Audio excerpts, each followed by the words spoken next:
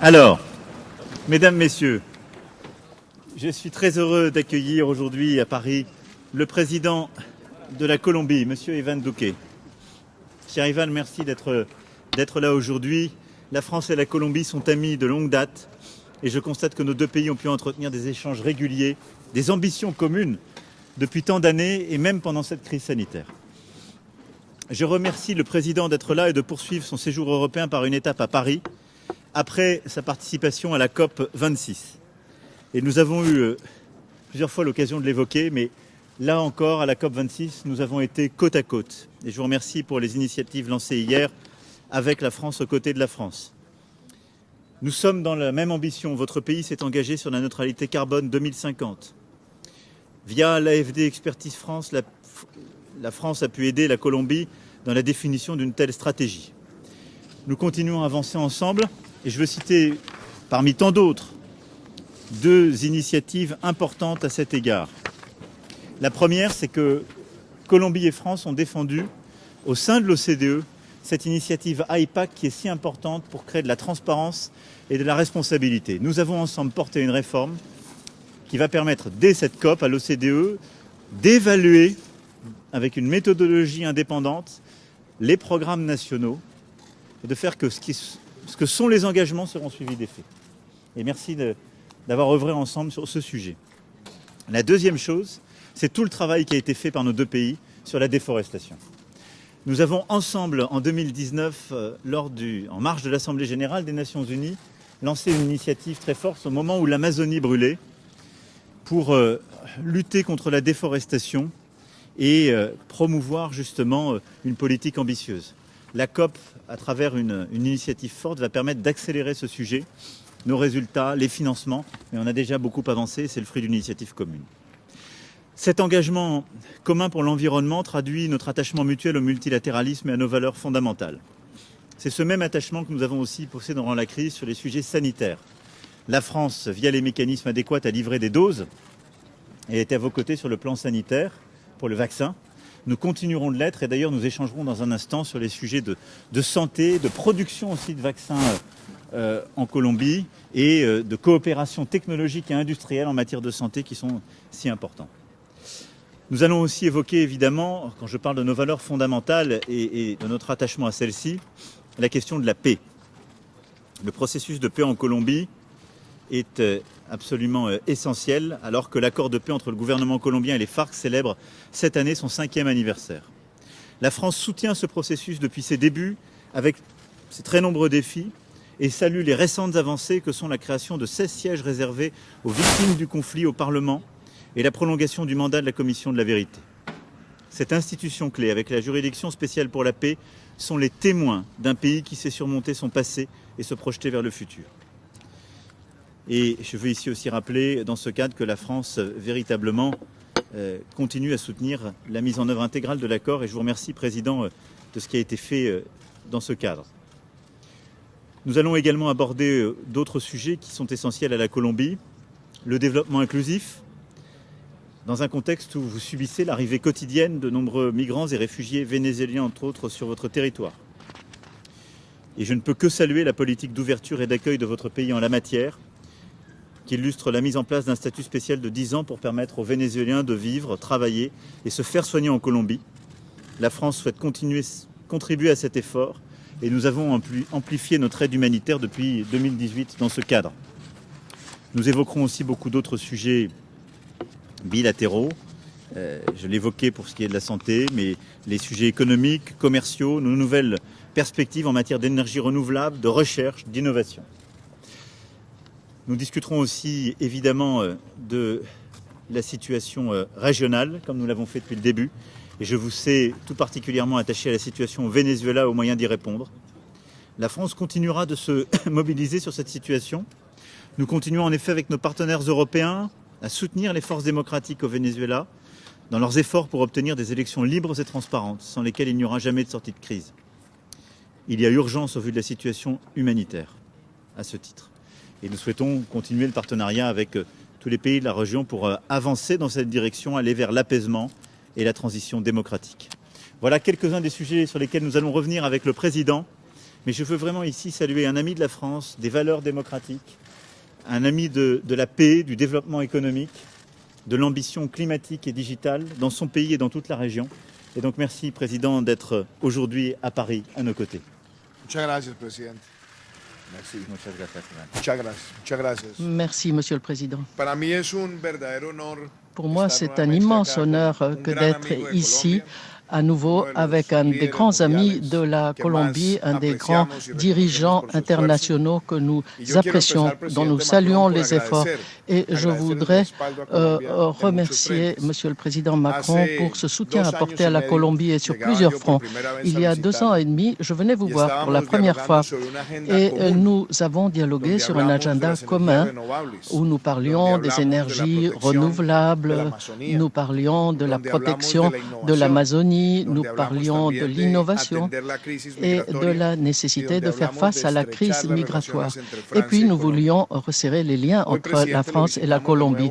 Aujourd'hui, nous revoici ici, ensemble à Paris, Monsieur le Président, et nous voulons vous faire part de quelques résultats. Quelque chose de très important. La France, avec ses entreprises, a participé à la transition énergétique de la Colombie. Il y a 2 ou 3 ans, quand je suis arrivé aux affaires, eh bien, nous avions très peu de capacités d'énergie renouvelable installées. Et aujourd'hui, il y a beaucoup de projets déjà en route ou en construction et nous en venons à 2800 mégawatts de puissance installée. Donc, nous avons fait exploser véritablement les énergies renouvelables et les entreprises françaises ont fait beaucoup en ce sens. Elles ont participé très activement à ce processus. Aujourd'hui, la Colombie est aux avant-postes de la transformation énergétique en Amérique latine. Deuxième sujet que nous partageons, Monsieur le Président, la mobilité propre. Ça a été un de vos grands sujets de campagne. Nous suivons vos pas. Vous avez beaucoup parlé de la transition du parc automobile.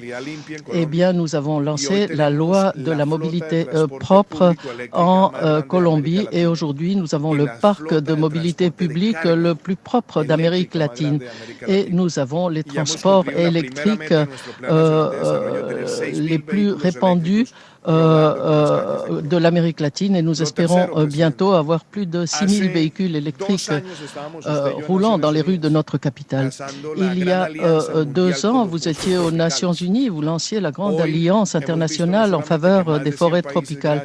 Nous voyons aujourd'hui que plus de 100 pays, grâce à vos efforts et également avec le soutien de Boris Johnson, a fait que plus de 100 pays ont signé une déclaration, un engagement. Mais ce que nous avons commencé il y a 2 ans sous votre houlette aux Nations Unies, eh bien, nous a fait lancer 3 mesures très importantes en Colombie. Nous allons déclarer 30% du territoire colombien comme zone protégée avant le mois d'août prochain. Et c'est un énorme effort. Et puis, nous stoppons la déforestation. Nous demandons le paiement pour services écologiques et la protection de l'environnement et la coopération française nous a appuyés, nous a soutenus à tout moment.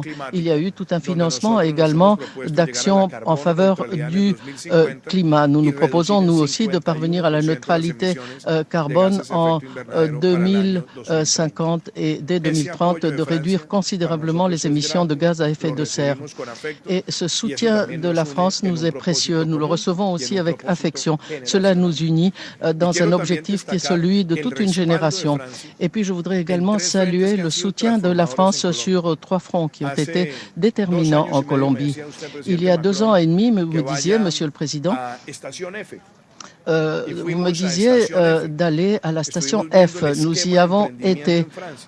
Nous avons vu ce qui se faisait en France et cela nous a permis en Colombie de lancer la plateforme Entreprendre.